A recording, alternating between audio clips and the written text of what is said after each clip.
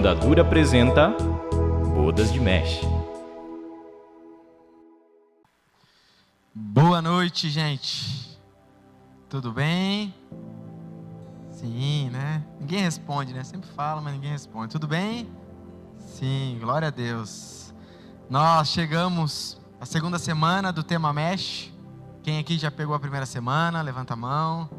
Muito bom. Para você que está chegando, nós começamos um tema novo há uma semana atrás, então você está no início. Nós, como Igreja Onda Dura, trabalhamos de forma temática. Então nós, durante um tempo, estudamos algum livro da Bíblia ou algum tema que entendemos necessário para nós como igreja. Sendo assim, nós acabamos há 2 semanas atrás o tema A Igreja Imperfeita, estudando a carta de Paulo aos Coríntios, a primeira carta, desde o capítulo 1 até o 16. Foi muito, muito precioso, muito bom. Creio que ainda haverão muitos frutos a partir daquilo que nós estudamos, e creio que Deus vai ainda nos surpreender.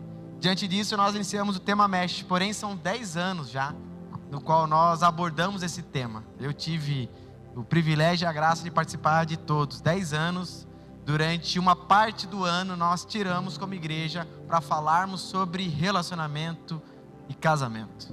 Eu posso te garantir que esses 10 anos de Mesh, aprendendo a cada ano, ainda assim estou aprendendo. Ainda assim continuaremos aprendendo. Por quê? Porque somos seres humanos, não fomos transformados do dia para a noite, amém? E nós hoje estamos então entrando na segunda semana, no qual nós estamos estudando e usando como princípio a pergunta de que qual é o problema do casamento. É um assunto bem importante porque a falta de compreensão do problema exato pode tirar de nós a realidade do que precisamos então combater. Quando não entendemos o real problema, acabamos gastando tempo, energia em coisas que na verdade não são fundamentos. Então creio que Deus de alguma forma vai trazer clareza para nós acerca desse assunto, para que você possa então compreender. Também queria saber se há pessoas que estão nos visitando essa noite pela primeira vez. Nós como igreja queremos receber você com muito carinho, queremos entregar um encarte. Nesse encarte fala um pouco da nossa igreja, fala um pouco de como nós vivemos, o que é necessário para que você faça parte da nossa igreja. E ali também tem um vale presente, que no final do culto, ali na recepção, você pode retirar esse vale presente. Então se você está visitando pela primeira vez, levante sua mão no seu lugar aí, que nós queremos reconhecer você. Os nossos voluntários irão até você. Permaneça com ela levantada, por favor. Enquanto isso, igreja, vamos dar uma salva de palmas a esses queridos. Sejam muito bem-vindos, bem-vindas. Aqui nós temos também aqui, ó, levanta a mãozinha, isso. Muito obrigado. Se você quiser abrir o texto bíblico, Oséias capítulo 7, versículo 1. Deixe ele aberto que nós já iremos ler. Sejam muito bem-vindos, tá bom? Sejam bem-vindos.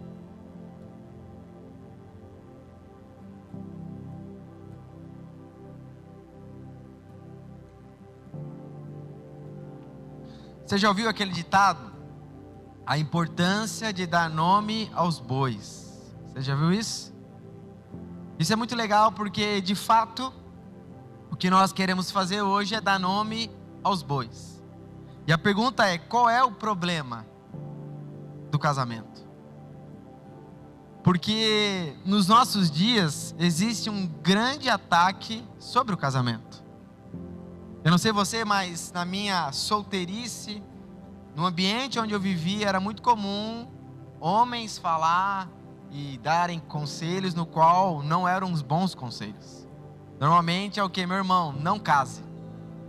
Se você puder, se você conseguir, fique solteiro, curta, aproveite, porque casamento é problema, é BO. Alguém também já ouviu isso? Casamento é furada. Você quer arranjar um problema? Casa, que você vai ter problema. E é engraçado porque, por vezes, essa mentira contada de várias óticas, ela acabou se ganhando valor, e como se de fato o casamento fosse um problema. Não é verdade? E na verdade o casamento nunca foi e nunca será um problema. Porque quem criou e estabeleceu o casamento foi Deus. Deus não cria problema. Quem cria problema é nós.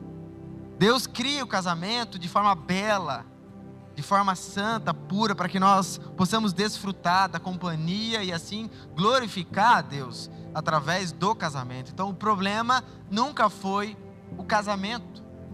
O casamento, ele só existe porque existem duas pessoas que tomam uma decisão de ter uma aliança e um compromisso mútuo um para com o outro, assim eles formam o casamento. Então não tem como nós apontarmos problemas, apontarmos para o casamento como o problema, sendo que o casamento ele é estabelecido por aqueles que envolvem e fazem o casamento.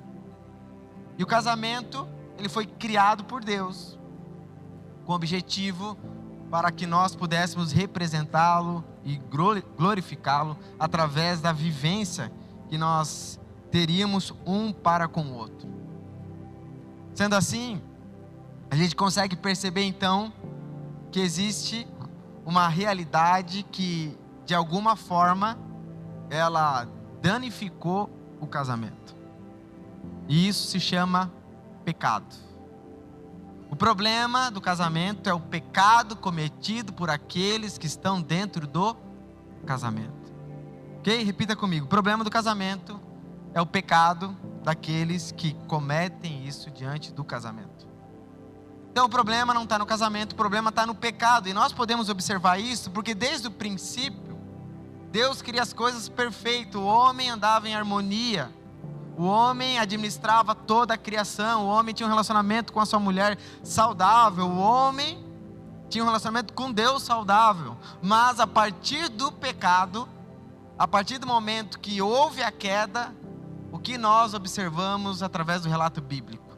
O homem é afastado de Deus. E logo nós já observamos tão cedo o primeiro assassinato, Caim matando Abel. Então perceba que o afastamento nosso de Deus resulta em destruição dos nossos relacionamentos.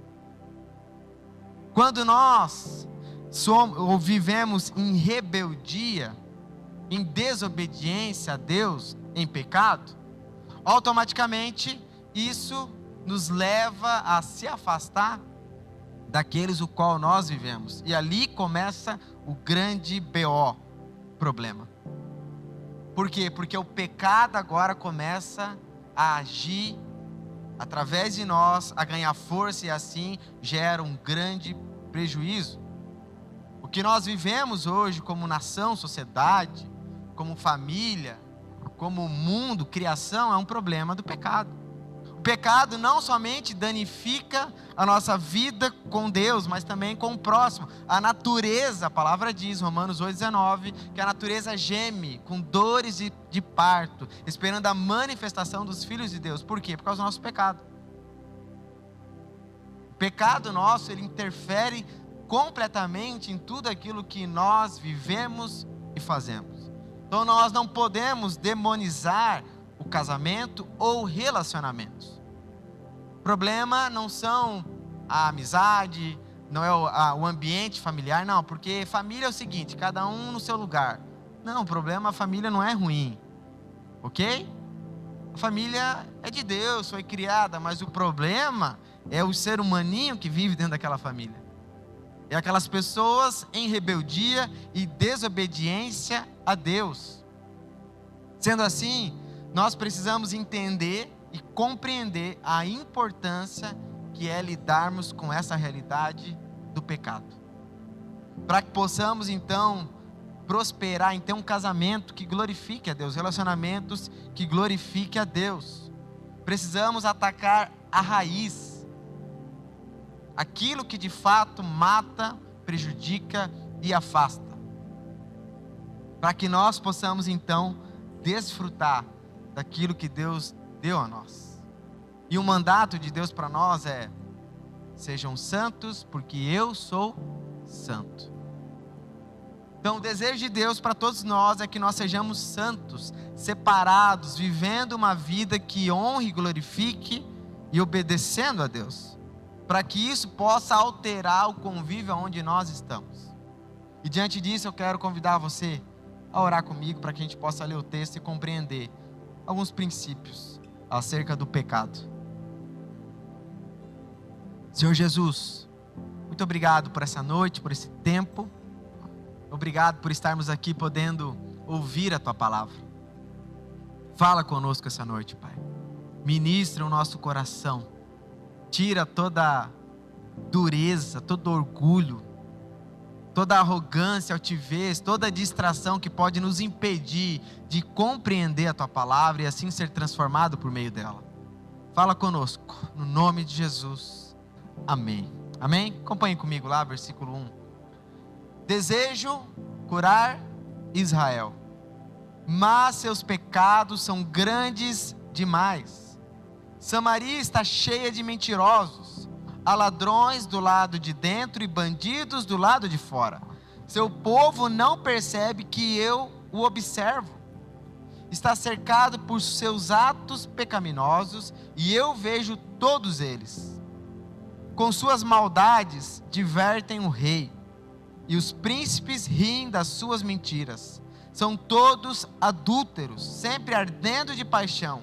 São como um forno mantido quente, enquanto o padeiro bate a massa. No dia da festa do rei, os príncipes se embebedam com vinho e dão as mãos aos zombadores.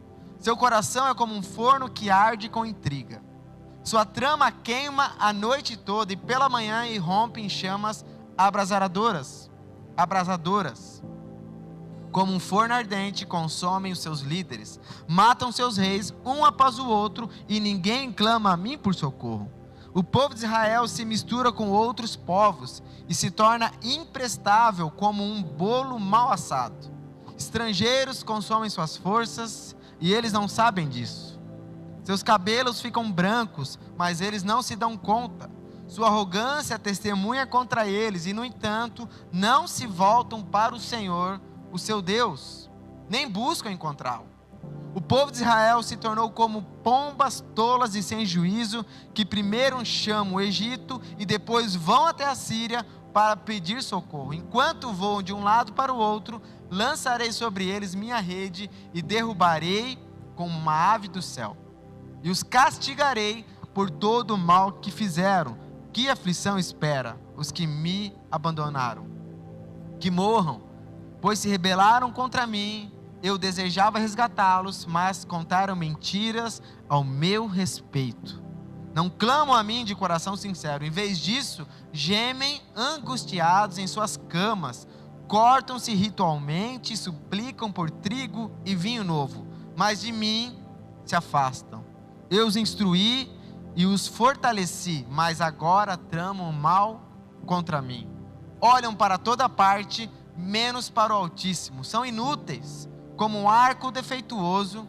Seus líderes são mortos por seus inimigos, por causa da sua insolência contra mim. Então, o povo do Egito rirá deles. Amém? Oséias, aquele que foi chamado por Deus para representar o relacionamento de Deus com o povo de Israel, ele relata que aponta para nós, Deus queria curar o seu povo. Isso é muito importante. Por vezes nós achamos que Deus está aquém ou não tem desejo de nos transformar e nos curar. Achamos que Deus não tem interesse em restaurar os nossos relacionamentos, casamento, a nossa vida. Como se fosse algo que fosse completamente dependente de uma ação somente nossa. Mas nós precisamos entender que Deus deseja e quer e pode curar. Amém? Porém, o que Oséias narra aqui para nós é que muitos eram o pecado daquele povo. Aquele povo estava entregue completamente ao pecado. Tanto fora quanto dentro da cidade havia destruição. Havia uma forma maldosa de se manifestar que cada vez mais ardia e prejudicava completamente tudo aquilo que eles foram chamados para viver. E isso é fruto da desobediência e do afastamento de Deus. Então, um casamento que é estabelecido onde ambos cônjuges vivem em desobediência a Deus, consequentemente vai refletir dentro do casamento. Não tem como você achar que a sua vida com Deus não vai interferir na sua vida social e relacional. Como se uma coisa fosse diferente da outra. Não, aqui é com Deus, aqui é com a minha esposa. Não, tudo está ligado um com o outro. Não tem como eu amar o próximo se antes eu não amar a Deus. A possibilidade, o caminho para amar o próximo é fruto de amar a Deus, acima de todas as coisas. E nós percebemos então que o pecado, ele interferiu, e isso começou então a gerar destruição para o povo. E se existe um problema que nós vivemos na nossa geração e cultura, é o problema do pecado. Porque o pecado, ele não é mais visto como algo que ofende a Deus. Hoje, normalmente a gente nem usa mais a palavra pecado na nossa cultura. É o quê? Um mau comportamento. Você já viu isso? A gente começa a diminuir a realidade, a seriedade do pecado, falando, não, é só um mau comportamento. E aí, se nós pensamos que é só um mau comportamento, a gente vai tratar de que forma? De forma física, humana, psicológica, e não de forma espiritual como um pecado. Como nós vamos combater algo que nós achamos que é emocional, habitual, sendo que é completamente espiritual? Então perceba que nós precisamos ter clareza do pecado, e principalmente do pecado nosso. Porque a gente é muito rápido e tem clareza do pecado dos outros. Mas e nós? Então perceba que nós precisamos levar a sério a gravidade do pecado e não distorcer ou diminuir as suas ações. O pecado não é um mau comportamento, é uma falha de caráter, é uma ofensa contra Deus. O pecado não é um hábito, eu preciso mudar esse hábito meu. Sabe, eu sempre estou falando das pessoas, da vida das pessoas, preciso mudar esse hábito, pastor. Não, você é fofoqueiro, você é pecado, você está falando do outro. Então nós, primeiramente, precisamos entender e levar a sério essa realidade do pecado e não colocar a culpa no pecado. Porque facilmente a gente fala, não, mas é o pecado. Como se o pecado ele pudesse ter pernas, andar e agir no meio das pessoas. O pecado ele só vem à tona porque você toma uma ação. O pecado ganha força através das suas atitudes. Então é muito fácil falar, não, mas a gente é assim por causa do pecado. Como se o pecado fosse fora de você. Mas o pecado existe porque nós cometemos. Nós não podemos separar o pecador do pecado. Deus perdoa pecador e não o pecado. Então, o pecado é realizado pela sua decisão. E um casamento que deseja viver com prosperidade, não estou falando de prosperidade financeira, mas relacional, que Deus é glorificado, ambos precisam levar a sério a gravidade do seu pecado. E meus irmãos, confesso que como pastor, isso é um grande tabu dentro da vida da igreja, dentro da liderança e dentro das pessoas. Sabe por quê? Porque todo mundo vê os pecados dos outros, todo mundo sabe sabe que é pecador, mas genuinamente não vê e não consegue ver os seus pecados. Se eu perguntar aqui para você, você é pecador? Todo mundo vai levantar a mão. Agora fale, quais são os seus pecados? Aí já mudou. O meu pecado, pastor, é porque alguns é tão espiritual, é que essa semana eu não orei tanto. Então é tão espiritual que o pecado dele é um pecado puro até, né? Eu não orei tanto.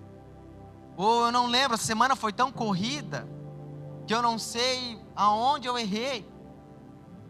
Então perceba que nós naturalmente, carnalmente, por causa da nossa rebeldia e nosso orgulho e altivez, não identificamos os nossos pecados. Não conseguimos ver, de fato, a pecaminosidade que nós temos. Sabemos, biblicamente, teologicamente, que o homem não é bom, que o homem é mau, mas e você?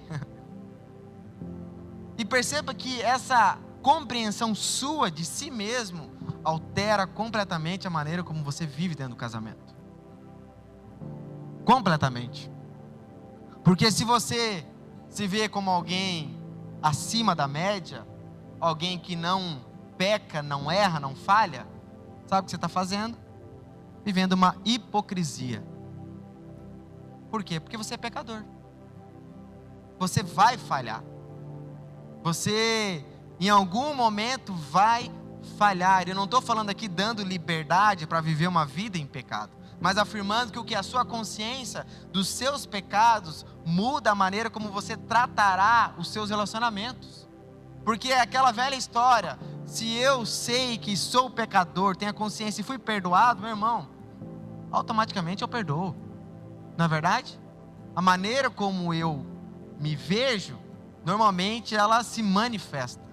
Então nós precisamos ter a consciência e ser lúcidos acerca da nossa pecaminosidade. Meu irmão, você é um pecador, uma pecadora.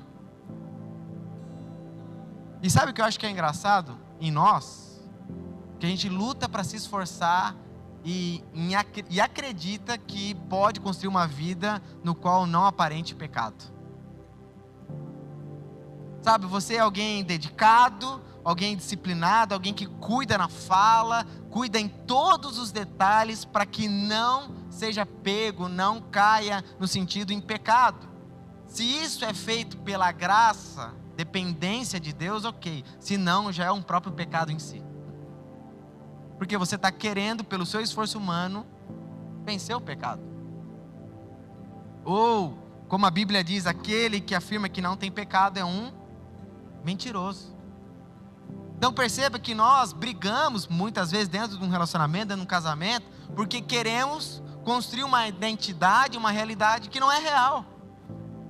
Como se de fato aquilo poderia ser possível. E isso só gera tanto frustração para quem está casado com você, se relacionando com você, e tanto para você, porque é insustentável. Se tem uma coisa que há de liberdade para você, que ser humano, é compreender que você é pecador, mano. Essa compreensão, ela te liberta, porque você para de ser escravo dos outros, de querer viver uma vida que não é real, fingir uma vida. Perceba que eu não estou falando de ter o desejo de cada vez ser mais santo, mas existe ainda uma carnalidade que ainda irá nos levar para o pecado. Não ser escravo ou dominado do pecado, mas iremos pecar, ok? Vocês estão me entendendo? Então, nós precisamos ter essa compreensão, essa lucidez acerca dos nossos pecados. A pergunta é, você sabe e tem essa lucidez dos seus pecados? Você sabe qual é aquilo que te afasta, aquilo que você precisa lutar? Porque se você não sabe nem quais são as lutas que você tem, quais são os pecados que precisam ser combatidos, já revela que você não tem compreensão dos seus pecados. Ou se você não consegue ver os seus pecados, sabe qual é o problema? O orgulho. O orgulho de não conseguir enxergar a verdadeira realidade de você. E esse é o problema de todos nós. Porque nós nunca conseguimos ver o nosso pecado, não é verdade? Quando vamos, de alguma forma, ser confrontados, nós sempre fazemos o que? Justificamos. Não, é porque é isso. Olha, eu só fui impaciente porque o que ela fez, meu Deus. Eu só fiz isso porque ele é assim, pastor. Então, a gente justifica sempre o pecado e não assume as nossas responsabilidades e aquilo que de fato nós falhamos. E um casamento que prospera é um casamento que ambos têm a consciência do seu pecado. Consciência que são falhos, que irão falhar, para que então ambos possam construir um relacionamento saudável. Um relacionamento que glorifique a Deus e que nós possamos construir um ambiente então de transformação. Porque o problema não está no casamento, não está na sua esposa, não está no seu esposo, não está na sua amiga, no seu amigo. O problema está em nós quando agimos de forma pecaminosa. E como eu falei, se há um problema que há no nosso meio é a compreensão do pecado. Porque facilmente nós somos conduzidos a apontar as características boas nossas. Não é verdade? Você acompanha um Instagram, uma rede social, ninguém vai lá e um dia faz uma publicação: gente, eu queria abrir um pouco meu coração, quero confessar meus pecados, gente, eu tenho um coração vaidoso, eu sou invejosa, eu sou orgulhoso, nossa, eu sou teimoso. Você já viu alguém fazer isso? Agora, gente, eu quero abrir meu coração. Deus está falando que nós temos que orar mais, temos que alcançar as pessoas. Perceba que sempre protegendo a sua autoimagem. E é engraçado isso, porque a gente cria essa realidade e acaba querendo crer, viver dessa maneira, e isso é insustentável. Eu digo isso que, por experiência, eu lembro que com a Drica, quando nós começamos a namorar, por eu estar há um longo tempo na igreja, liderando, tendo experiência, a Drica, na sua imaturidade, tá? Imaturidade. A Drica é minha esposa, pra quem não sabe. Ela achava que ela era indigna de me ter. Doida, né? Meu Deus do céu, quem era eu? Ela achava que ela era indigna porque ela viveu uma vida depravada e falava: nossa, olha ele, quem é? Um homem de Senhor, crente. Porém, também vivi uma vida depravada, mas foi a graça, não fui eu.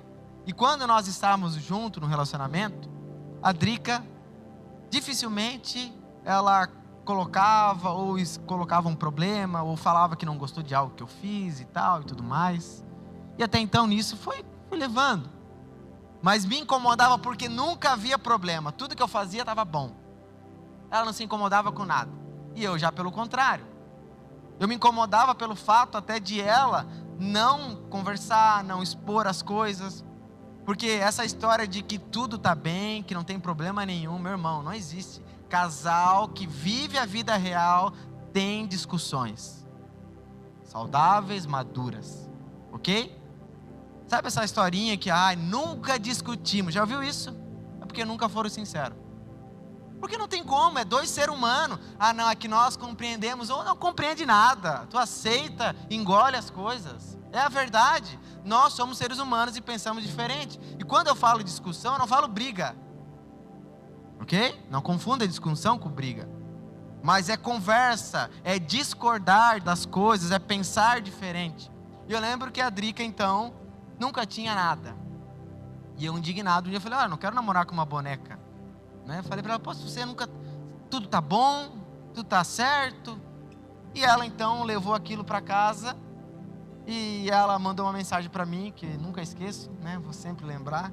Ela falou assim: amor, eu orei. De fato, eu não tenho sido completamente transparente com você, porque ela tinha medo de como eu ia lidar ou me perder. E aí ela falou assim: eu estava orando aqui em oração, eu fiz uma lista dos seus problemas. Meus irmãos, por Deus, ela fez uma lista, ela tinha uma agenda que ela marcava as coisas. Eu falei: não é assim também. Não é chegar agora com uma lista aqui e falar os meus problemas. E ela falou: não, eu fiz uma lista de tudo que eu não gosto em você. Eu falei: pô, mas uma lista? E eu lembro que eu não queria ouvir. Eu falei: não, então tá bom, vamos marcar para você conversar comigo, pessoal. Eu não queria ouvir, não queria saber daquela lista mais. Por quê? Porque aquilo ia me confrontar, ia me expor. Meu irmão, eu lembro que eu lutando contra, não queria, não, Deus está fazendo, eu vou ser melhor, vamos mudar, vou ficar mais atento. Eu lembro que quando ela começou a falar a lista, eram detalhes tão pequenos assim, e eu criei uma ideia, mas o meu medo revela o quê? Uma ilusão de que eu sou perfeito. Não, meu irmão, não crie essa ilusão. Você não é perfeito. E tudo bem. E quanto mais você ter essa consciência de você mesmo, mais livre você vive. Pare de criar, de colocar um padrão que não é sustentável. Crie a verdade acerca de você. Segundo ponto, diante disso, você precisa ter a visão correta do seu cônjuge. Esse aí pega. Porque da mesma forma como você é pecador, ele também é. Então, quando eu tenho essa visão que a minha esposa ou meu esposo ou com quem eu me relaciono é pecador, eu já paro de criar uma expectativa no sentido de perfeição, porque ele vai errar, ela vai errar, e passo então agora a criar um ambiente de graça e de compreensão. Por quê? Porque ela vai errar, ele vai errar, mas pastor, ele é maravilhoso, maravilhosamente um pecador. Ela é maravilhosa. Pensa numa mulher de Deus, mansa, calma. Espera um pouco, casa, você vai ver a mansidão dela. Não é verdade? Essa é a realidade. Então precisamos ter essa consciência um do outro e parar de ficar culpando as pessoas, o outro, e entender que de fato é isso.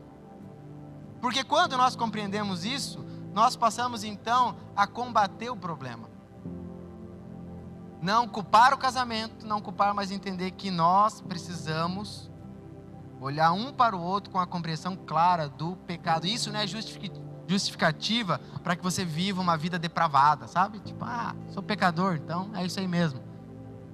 Se você pensa assim, você não compreendeu nada da graça e do perdão e do alto preço que foi pago para que você pudesse ter o pecado perdoado. Mas isso significa que muda a maneira como você vive.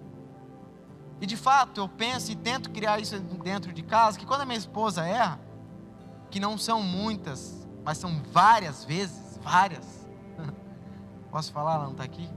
Várias vezes, meu irmão, de verdade, eu perdoo, eu falo, cara, pecadora. É engraçado, várias vezes chegam pessoas para mim, pastor, quero falar algo, expor alguma situação de um líder. E aí ele chega, pastor, esse líder, olha o que ele fez, ele falou assim, assado. Ele é líder, né, pastor?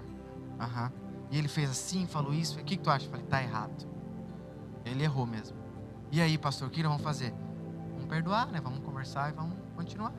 Não, sim, né? Mas o que nós vamos fazer? Fazer o quê? Então perceba que a gente quer condenar, trazer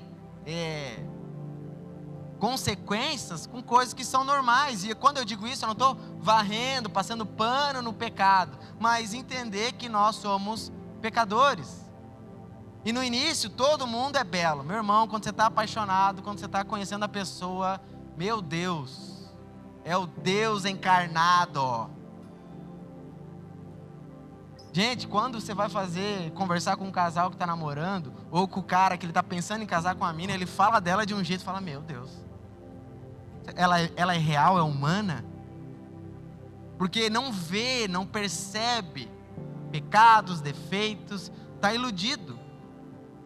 Por quê? Porque vê não da forma correta, mas da forma errada. E quando casa, vai ver que não é tão bonitinho assim quanto parece. E deixa eu revelar um segredo para você, que a beleza dentro do casamento não adianta de nada numa briga. Pode ser a pessoa mais linda, mais bonita, mais cheirosa. Na briga, meu irmão, você quer longe.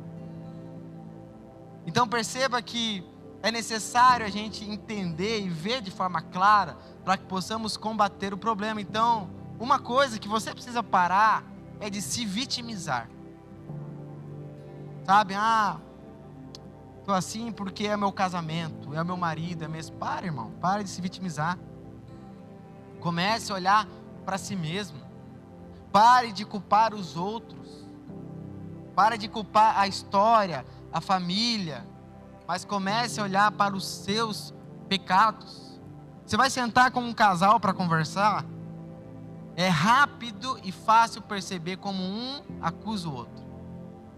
Todo aconselhamento que nós vamos dar, todos, sem exceção, a pessoa chega, e aí, irmão, fala. Nenhum fala assim, pastor, eu estou errado. Eu estou aqui, mas é porque eu sou o pior lá de casa. Eu sou orgulhoso, sou vaidoso, eu não sei lidar com ela, eu sou impaciente, ou eu não sei lidar com ele. Ninguém fala isso. É cada um que se justificando. Não é verdade? Cada um trazendo o seu ponto de vista. Cada um falando da sua maneira, se vitimizando. Cansei de errar no início do pastoreio, sabe por quê? Eu ouvia a mulher falando do marido, eu falava, nossa, vamos prender esse cara. Esse cara é um maníaco, você é doente. Meu Deus, é o capiroto na tua casa. E aí você vai conversar com o cara, fala, nossa, mas tá tão diferente do que tu falou. Mas por quê? Porque a maneira como ela se vitimiza dá a entender isso. Então, pare de se vitimizar e comece a olhar para si mesmo. Gente, cansei de conversar, dar aconselhamento e a pessoa terminar e falar, e aí? Não, ela tem que mudar. Não, ele tem que mudar. Não. Mas eu entro assim, não pode ser verdade.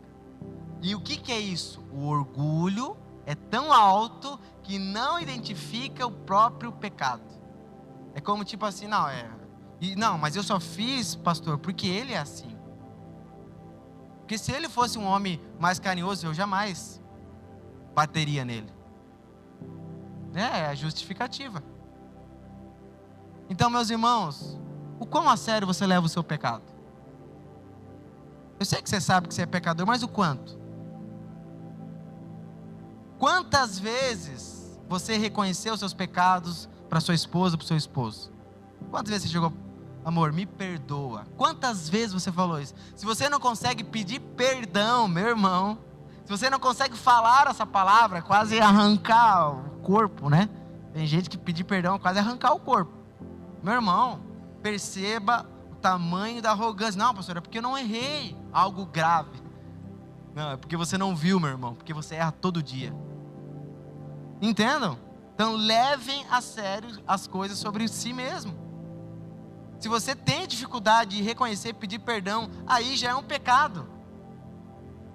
Concorde comigo que quantas brigas seriam diminuídas se nós rapidamente reconhecêssemos o nosso erro? Pronto, errou, meu irmão. Você não é perfeito, vai lá, peça perdão. Pronto, eu não estou falando aqui também de uma vida depravada. Mas errar é normal, faz parte do relacionamento. Eu lembro que a Drica brigava comigo, porque eu pedia perdão para ela rápido. Hoje eu preciso voltar, estou demorando um pouco mais. Mas ela brigava, sabe por quê? Porque ela tinha que fazer o quê? Perdoar. Eu chegava, fiz a cagada, ou ela me corrigiu de alguma coisa, e eu de repente... Aí o orgulho normalmente é o quê? Não, vou ficar na minha, né, mano? Eu fiz porque ela fez isso. Não, meu amor, me perdoa, não devia ter feito isso. Ela ficava brava daí, porque ela queria que eu, sentisse um pouco mais.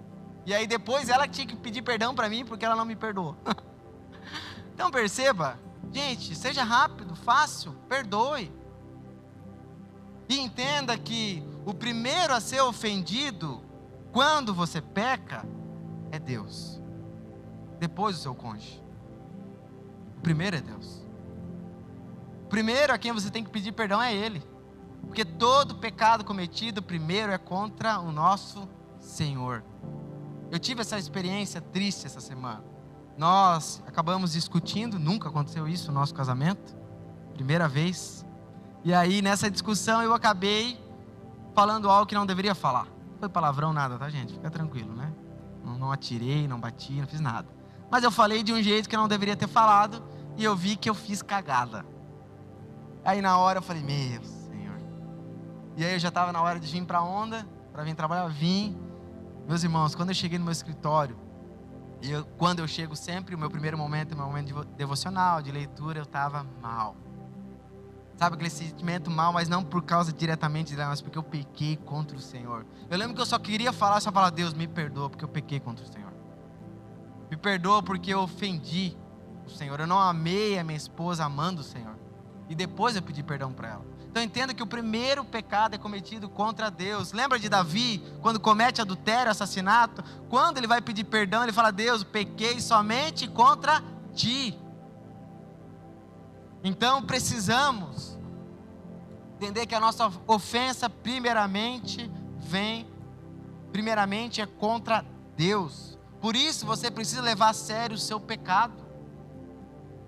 E eu não estou aqui querendo condenar você, mas abrir os seus olhos. Você precisa ter consciência da sua pecaminosidade. Se você não vê nem um defeito, talvez no seu esposo, na sua esposa, ou não vê nenhum problema no seu líder, no alguém que é referência sua, no seu pastor, meu irmão, ou você está divinizando essa pessoa, colocando ela no lugar, ou essa pessoa finge muito bem. Porque facilmente, você caminhando com qualquer tipo de pessoa, normalmente você vai ver erros. Você vai, se não se frustrou comigo ainda, você vai se frustrar, já falo, já profetizo na tua vida. Por quê? Porque eu sou um ser humano, e eu não estou aqui dando margem para viver e ser ríspido ou ser desleixado, não viver em santidade. Mas ainda assim que eu me esforce, você vai perceber que, poxa, o pastor ele não é tão bom naquilo. Mas também, vamos dar graça para ele. De fato, eu olho para o meu pastor, eu amo ele, mas eu sei dos pecados dele. Eu falo, meu Deus, tem misericórdia dele. Oro por ele. Verdade. Ou não tem? Se não tem, tem algum problema. Então perceba que isso faz parte da realidade. Então ore, peça a Deus, sonda o meu coração. Sonda as profundezas, vê se há em mim um caminho mau. Porque isso vai resultar num casamento transformador. Casamento de graça. Casamento onde ambos se colocam à disposição a serem corrigidos. Por exemplo, quantas vezes você chegou para sua esposa ou para o seu esposo e falou, amor, quais são os meus pecados? O que te incomoda? Quais são os meus problemas? Quem tem o hábito de fazer isso, levanta a mão. Pode levantar, gente.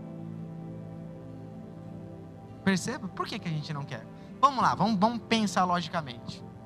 Não seria bom alguém que nos ama, pense comigo, que nos ama, que quer o melhor de nós, chegasse para nós, olha amor, eu acho que você precisa melhorar isso, né? Você perguntou, acho que não seria bom, porque daí você poderia ser alguém melhor. Por que a gente não faz? Orgulho. Porque a gente não quer reconhecer os nossos pecados. A gente não quer ouvir que nós não somos perfeitos, que nós não somos bons o suficiente. Meu irmão, abandone isso. Isso é pecado, é orgulho.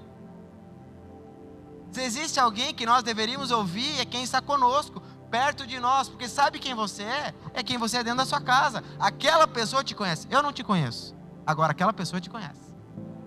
Ela sabe quem é você.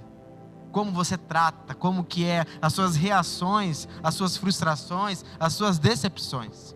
E ela é a pessoa que mais pode ser usada por Deus. Mas o nosso orgulho impede de criarmos esse ambiente. Que em nome de Jesus seja quebrado na tua vida. Meu irmão, seja vulnerável. Líderes, liderados, se você lidera, trabalha numa empresa ou é líder da igreja, chegue e pergunte para o seu líder, dentro do ministério, dentro do GP, qualquer coisa. Ei, o que eu posso fazer para melhorar? Tem algo que eu posso melhorar? Tem algo que você vê que eu estou errando? O que é isso? Humildade. Deus exalta os humildes e humilha os exaltados. Você tem que ter essa característica, chegar, por exemplo, no líder do teu ministério, ei, eu estou fazendo bem? Você tem alguma dica? O que você acha? Como que nós podemos conduzir? Tem algo que eu posso melhorar? Porque isso é benefício para você, para a sua vida. Meus irmãos, pode perguntar todas as vezes que o pastor Lipão vem aqui, sabe o que eu faço? Faço a minha realidade e compromisso aqui e eu pergunto, o que você achou? Tem algo que precisa melhorar? Tem algo que você viu que eu preciso corrigir? Ministrando, eu faço a introdução, pastor, o que tu achou da introdução? E não porque eu quero a aprovação dele, não preciso disso, mas eu quero ter um feedback de alguém que me ama, alguém que está sobre a minha vida, querendo o melhor para mim. Não é aprovação, você não precisa disso, mas se você quer crescer, quer avançar, meu irmão, você precisa criar essa cultura. Tempos atrás eu tive uma experiência de um irmão que eu lidero, de que grande pregador, eu me surpreendi, meu Deus, pensa num cara pregador assim, que eu fiquei assim, meu Deus, pensa num cara que prega, porém ele ainda é novo no ministério, 2 anos de ministério, começou ontem, e eu sendo o pastor responsável por ele, tenho a responsabilidade de conduzir ele ao amadurecimento. Então, quando visito a igreja, eu normalmente dou feedbacks. Eu falo, olha, a gente pode melhorar nisso, né? Penso nisso. E eu lembro que ele, então, pregou, top demais. E eu fiquei muito feliz, de verdade. Cara, sabe quando se surpreende? Assim, fala, meu Deus. Eu falei, eu preciso aprender com ele. Porém, em nenhum momento de todas as pregações que ele teve, ele chegou e perguntou para mim, pastor, você tem algum feedback? Tem algo que você viu ou não viu? Tem algo que você acha que é legal eu melhorar? Ele foi bom? Foi ótimo. Mas ele poderia ir mais além. Por quê? Porque eu, entendendo, e na pregação eu vi coisas que, pilares fundamentais que poderiam somar para ser positivo. Não estava ruim, não era prejudicial, mas poderia ser melhor ainda. Vocês estão me entendendo? Então precisamos criar essa cultura dentro da nossa casa e dentro dos nossos relacionamentos. Então não subestime a sua capacidade de esconder o seu pecado, o seu orgulho, a sua vaidade. Sabe por quê? O maior prejudicado disso tudo é você. É você. Porque não há como você encontrar liberdade, crescimento com pecados escondidos. Entenda uma coisa, Deus não pode transformar aquilo que você finge ser. Se é para Deus te usar, que seja com verdade, com quem você é. Pare de construir realidades, sabe, para estar no ministério, para estar numa posição, meu irmão. Uma hora a casa cai, uma hora a verdade vem à tona. Então seja verdadeiro, reconheça. E qual era o problema que havia nesse povo? Com todo a ação do pecado, para quem eles corriam? Para o Egito, para a Síria, e não buscavam o Senhor. Esse era o problema. Ao invés de socorrer, de pedir socorro para o Senhor, o que eles faziam? Recorriam para outras realidades, ídolos, para outros meios. E isso fica um princípio para nós. Nós precisamos, diante da nossa pecaminosidade, sabe o que fazer? Buscar o Senhor. Sabe por quê? Porque Deus quer curar e santificar você. Deus quer que você seja um homem, uma mulher, um filho, um marido, um líder melhor. Deus não quer expor você no sentido de, olha quem Deus quer mostrar isso. Por quê? Porque isso é um meio pelo qual você é transformado. Eu lembro que Deuteronômio 8 narra que Deus leva o povo para o deserto. Então, primeiro, aquilo que eles viveram, por mais que foi dores e sofrimentos, foi conduzido por Deus. Deus levou. Sabe o que a Bíblia diz em Deuteronômio 8? Que Deus levou eles para o deserto para provar o coração deles, para revelar aquilo que estava lá. Não porque Deus não sabia, concorda? Mas para que eles tivessem consciência dos seus pecados e das suas motivações. Então, devemos buscar o Senhor. O Senhor mostra, revela a nós o meu pecado. Seja corajoso ao sair desse lugar, chegar, amor, quais são as coisas que você não gosta em mim? Fala. Seja corajoso, seja corajosa. Fala, o que você vê que eu sou difícil de lidar? Meu irmão, isso não é ruim, isso é bom. Porque você vai poder ouvir verdades, e aí que entra. Seja um bom ouvinte. Mas eu não vejo isso, eu não penso assim, eu não sinto isso. Eu também, todos nós pensamos iguais, não sentimos, porque o pecado não permite. O orgulho não permite a gente pensar diferente. Entra uma verdade ali que se cria que o que sentimos ou pensamos é aquilo. Não é verdade? Quantas vezes eu olhei para brigas, discussões que eu tive com a Drica, depois nós paramos para pensar e conversar. Por que estava discutindo? Eu nem lembrava. Você já viu isso? Começa, daqui a pouco está numa bola direta, mas o que era mesmo o motivo? Não tinha nem algo plausível, mas é o orgulho de não ouvir, de não aprender, ou o que sempre ouvi na defesa. Lembrei de algo bem importante. Você está ouvindo, mas assim, pé aqui já, sem defesa. Porque a gente, qualquer crítica já pensa como uma ofensa e um ataque. Não é isso? Ah, mas por que está falando assim? Como se estivesse querendo destruir você, meu irmão. Essa pessoa que está casada com você, eu creio que é a pessoa que mais ama você. Por estar casada contigo. Ama você. Não é verdade? Então, essa prática nossa, ela transforma. Então, ouça, busque ao Senhor. Sabe por quê? Deus quer restaurar, santificar você, transformar você. Ele é poderoso. E, meus irmãos, não há nada mais leve e prazeroso do que você viver dessa maneira. Porque é uma maneira humilde. E se tem um BO que pega todos nós, é a humildade. E humildade não é fruto humano. Humildade é fruto de quem está caminhando com Deus. Ele é humilde. Só podemos ter humildade quando nós estamos com Ele, perto dEle. Porque longe dEle nós somos orgulhosos e arrogantes. Agora, com Ele, dependendo dEle, nós podemos então estar sujeitos a ser transformados. Então abra o seu coração, busque no Senhor.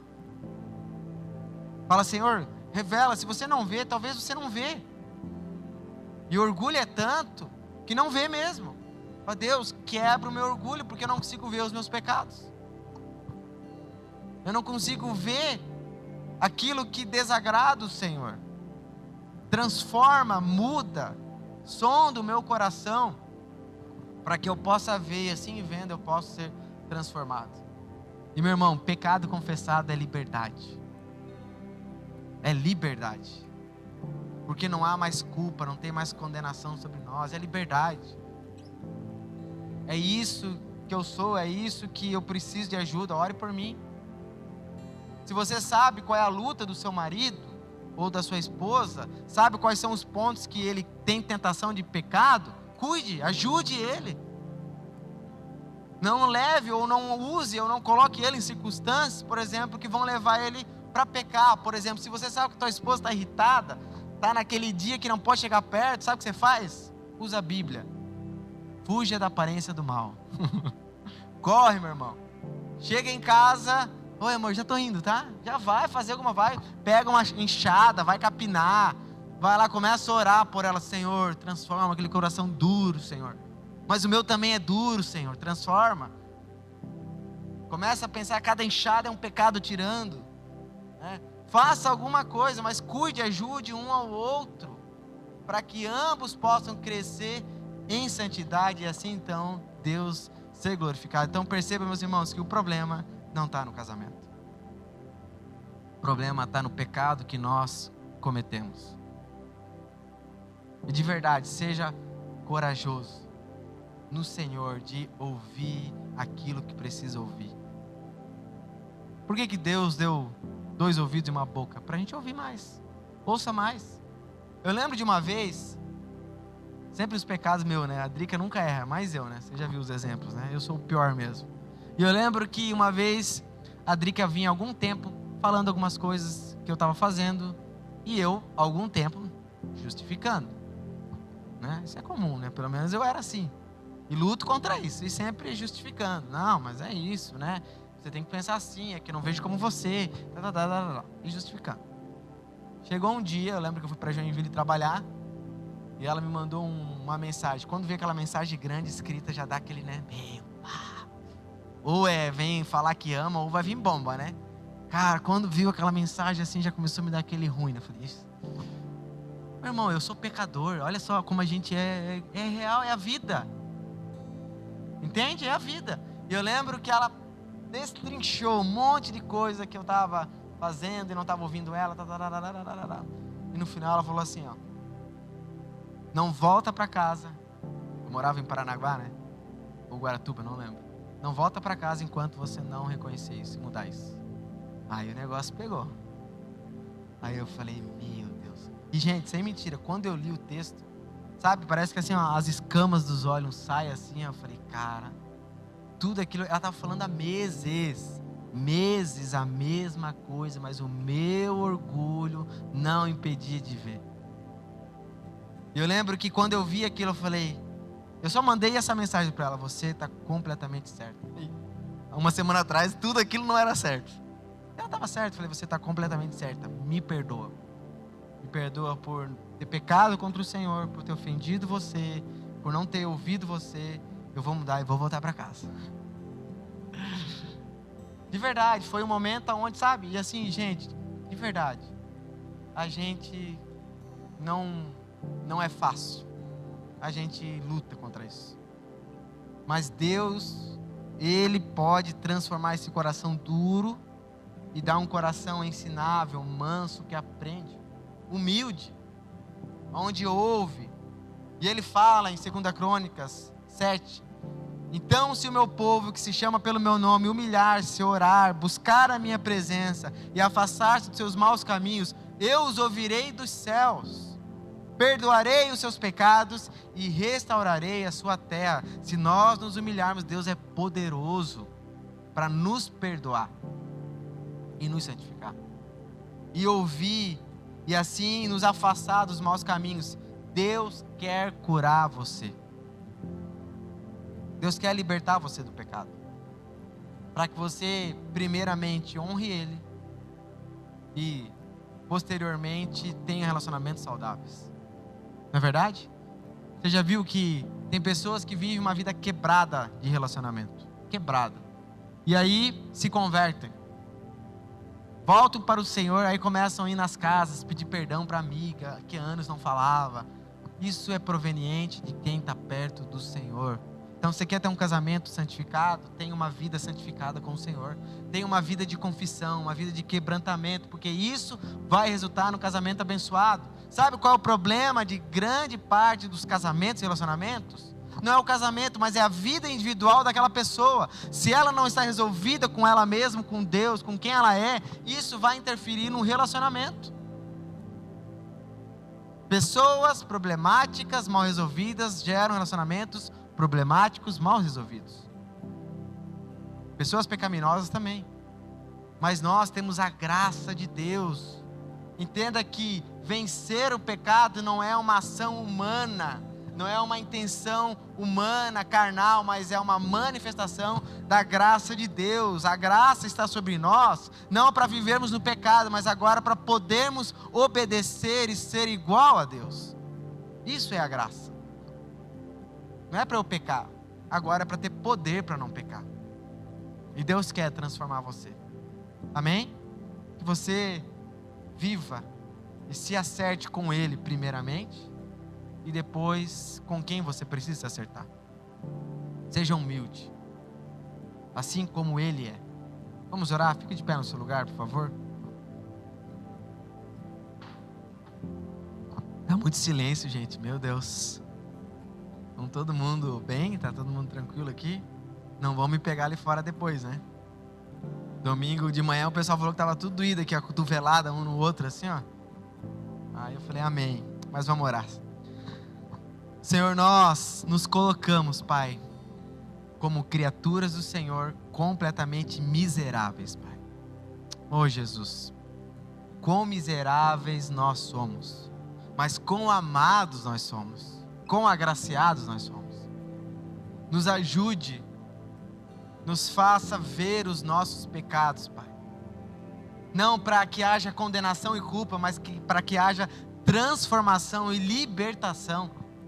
Nos livra de criar ou de idealizar um no outro ou em nós mesmos uma perfeição que somente o Senhor tem.